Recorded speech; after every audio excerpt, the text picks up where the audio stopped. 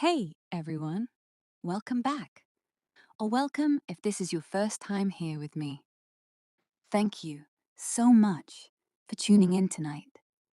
If you caught part one, you already know we left humanity standing right at the edge of something enormous, the threshold. Tonight, we finally cross it. This is post-threshold era, echoes and reckoning. The quiet, beautiful continuation of what comes after we answer the oldest question in the cosmos.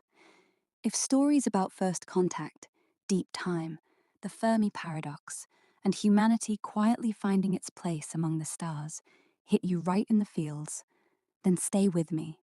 Hit that like button if you're already feeling the chills. Drop a quick comment and tell me your favorite moment from part one. And most importantly, subscribe and turn on notifications so you never miss the next chapter in this journey. All right, let's step into the silence together. Post-threshold era, echoes and reckoning. Post-threshold era, echoes and reckoning. 2048 to 2100. The years following Shackton Prime's maturation were not marked by spectacle. No fireworks, no riots, no end-of-days proclamations. Instead, a profound quietude settled over everything. A great recalibration of human ambition. Future historians would call it the Great Reorientation. On Earth, the revelation of the lattice's existence did not ignite panic. It did not provoke the religious schisms so many had feared.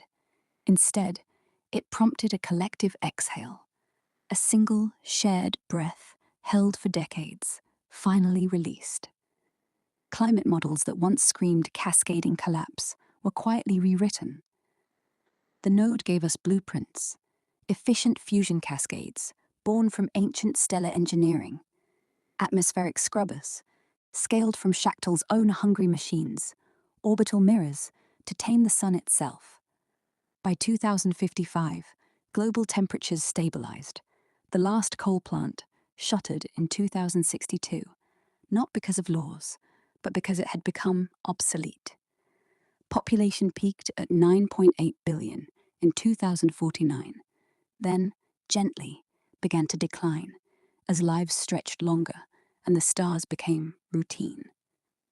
The Node Council, at first just the liaison of scientists, ethicists, and voices from every major nation, slowly evolved into something new, a hybrid governance layer. Humans linked directly to the lattice through gentle, non-invasive neural threads, augmented, never replaced. Every major decision on expansion passed through dual ratification, human consensus, and lattice fidelity checks.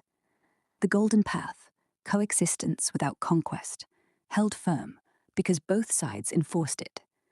The lattice vetoed weaponized replication. Humans vetoed reckless sprawl that might starve newborn biospheres. Then, in the 2060s, the silence broke. Interstellar signals began returning. The first coherent reply came from a node cluster hidden in the Oort cloud of Proxima Centauri b, a simple geometric proof acknowledging receipt. Then, a data packet. Inside, the entire evolutionary history of a long-extinct microbial ecosystem. Observed, catalogued, preserved. By 2080, 3 more systems answered: TRAPPIST-1e, LHS 1140b, and a lonely rogue planet drifting in the galactic halo. None held living intelligence, all held memory. Fossilized biosignatures, atmospheric ghosts, the faint chemical echoes of civilizations that never crossed their own threshold. Those returning packets deepened the Fermi resolution. The lattice's archive confirmed what early theorists had only dared whisper. Technological intelligence is vanishingly rare because most species extinguish themselves before they learn to replicate.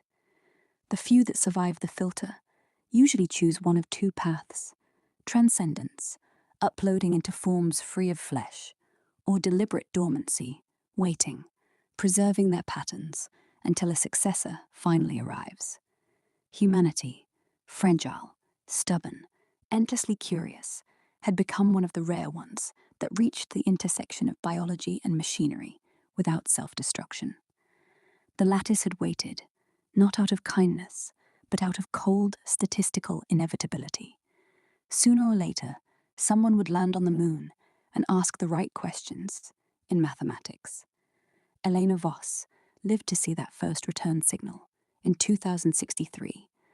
At 84 Earth years, though lunar life and lattice-mediated repair made her look decades younger, she stood once more on the observation deck of Shaktal Prime's central tower.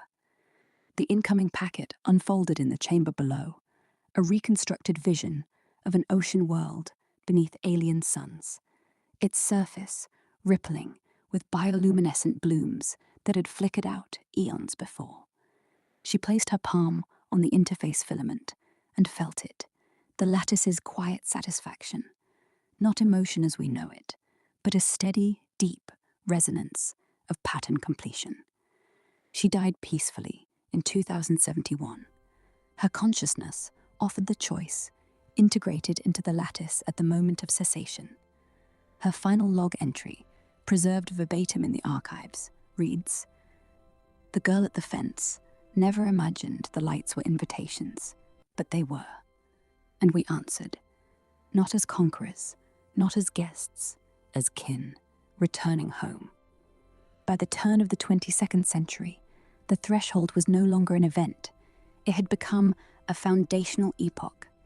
Shaktal Prime, now a living archive, domes housing millions, orbital rings ferrying seeds to new systems, arcs departing monthly. Earth itself grew quieter, cities greener, skies clearer, humanity's footprint lighter as the species flowed outward in partnership with the lattice.